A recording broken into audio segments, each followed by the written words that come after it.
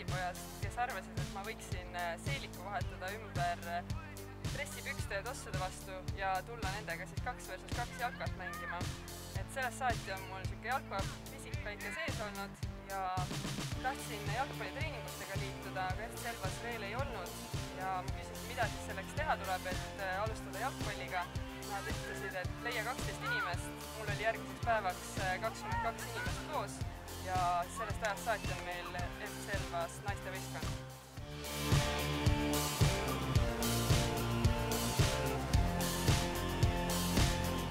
Isa arvas, et jalgpall ei ole tüdrukute ala ja et võiksin proovida midagi rohkem naiselikumat.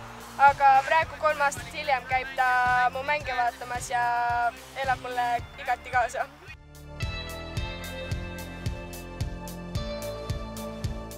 No 5 aasta jooksul, mil mina olen jalgpalli mänginud, mu jalad küll paksuks ei ole läinud. Et pigem on jalgpall teinud mind tugevamaks. Ja selle müüdiga ma ka nõus ei saa olla, et naised mängida ei oska.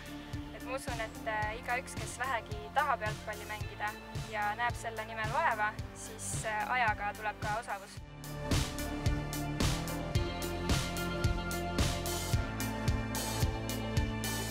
Jalgpall on meeskonnamäng, mis on muutnud mind kindlasti julgemaks ja on aidanud teha rohkem koostööd erinevate inimestega. Ma oskan rohkem inimestega suhelda, inimesi motiveerida ja aidata. Ma oskan panna ennast teiste olukorda. Ja see on kõik tänu jalgpallile.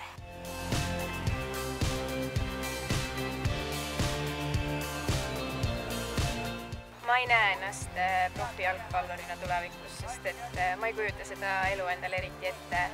Ja minu lemmik või unistuste klubi on Prantsusmaa klubi PSG, sest et see naiskond on ülikõva. Tulge trenni!